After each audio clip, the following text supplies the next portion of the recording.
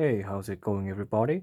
This is Ever Chung, and today I'd like to make a quick little review about my Maisto for Thunderbird. It is a 11th generation 2002 for Thunderbird in 1/18 scale. I recently picked this one up used for 30,000 Korean won. That's around 28 to 29 US dollars, but you could probably find it for a cheaper price if you live in the US. I got it in this beautiful bluish green color. It's hard to say, but it looks a lot better in person than it does on video. But there are other color options for this car. You could get it in red, black, white, yellow, and occasionally gray. And while this Thunderbird comes with a fixed hardtop, you can also get it without the hardtop. Maisto has produced a non-top convertible version under the name of the Thunderbird show car.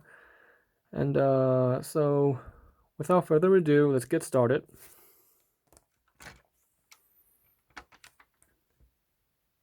Looks pretty classy for a car produced in the early 21st century. And that's because this car was a part of the retro styling design boom that started in the late 1990s.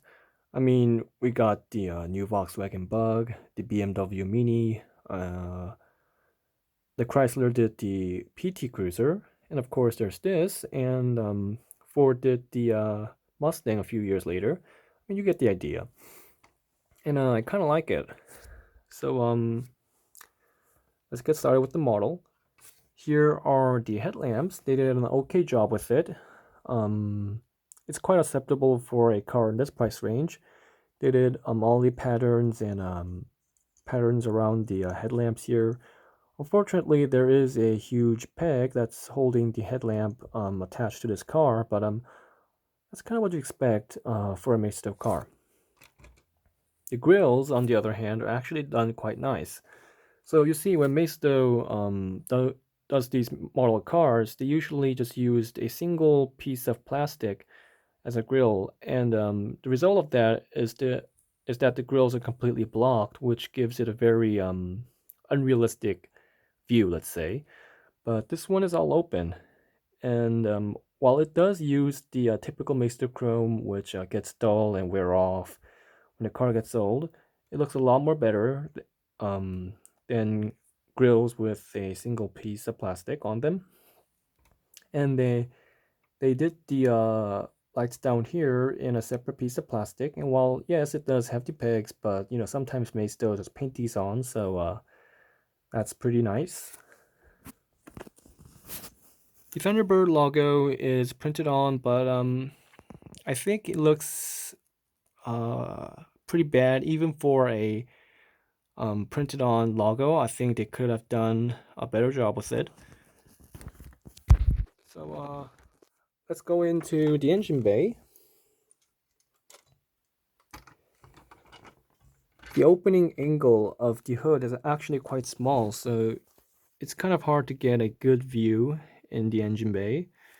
This car runs on a 3.9 liter Jaguar V8 that produces 252 horsepower, I think, which is kind of disappointing because if this car was going to be a modern reinterpretation of the first generation Ford Thunderbird, you probably expect more than a 4-liter V8 that produces 252 horsepower, right? And usually when Maisto creates these cars, they do the engine bay in a single piece of plastic that's shaped like an engine. But for this one, they actually have the block and the other parts around it as a separate piece. So that's pretty neat. They got all the details right. The V8 logo and the other paints are done nicely. Unfortunately, the gap between the hood and the car is a little bit large, so that's kind of disturbing. But other than that, I think the front is quite well done. Let me get that in place. So let's move on to the side. It's a pretty long car, and they did an okay job with it. Take some time to look at that. Of course, Maisto, like always, does a great job on the rims. Um, Personally, I think Maisto rims are um, as good as those of a higher end model. And they got disc brakes inside there too. That's pretty uncommon. We've got some stickers on there for the turn signal. That's kind of disappointing. And that, which is painted on, also pretty disappointing. We got the Thunderbird logo and another turn signal that's painted on. Typical for a Maisto, you get what you expect. Interestingly, there is a hole on the C-pillar, I think that is. And it's not just painted on, it has a plastic part to it, which is pretty nice. So let's go ahead and look at the interior. The interior is done in the body color, this bluish color, and while it does look okay in the model, I don't really think it'll look nice in the actual car. And it's surprisingly well detailed. They got the sticker for the speed thermometer there. They got all the buttons on the left of the driver's handle, and the this surprised me the most.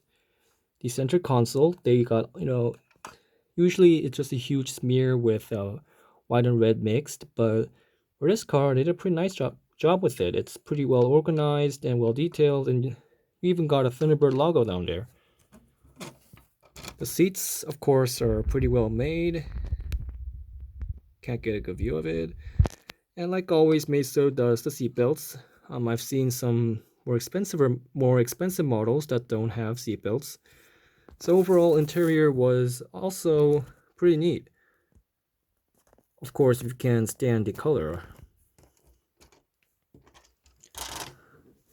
A common problem with most Maisto cars is that the opening angle for the door is also very small. So while this car does have a pretty neat interior, you can't really get a good view of it. I mean, I can't even get a proper view of the door panel there. So let's move on to the back of the car. Just give me a moment to get this sorted out. And while I do like the front of the Thunderbird, I think the rear end is where they did a really nice job of reinterpreting the first year for Thunderbird. They got the round headlamps, and not only that, the body style, the way the roof line and the long trunk, it really matches and gives the feeling of the old Thunderbird. And since the car is so simple, there's not much to see here, but they did this light here in plastic. That's pretty nice. Maisto usually just paint these on. Let me just get a better view. My camera just can't get a proper view of it.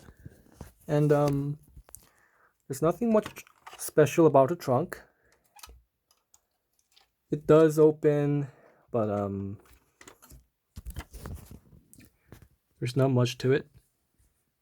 There you go.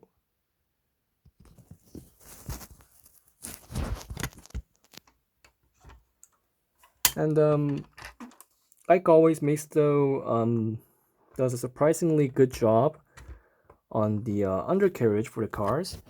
They're actually extremely well detailed. I don't know why they put so much effort into the part of the model where the part of the model that's the least shown when it's displayed. But you can see all those pipes, and you can even see the engine block down here, which is pretty nice.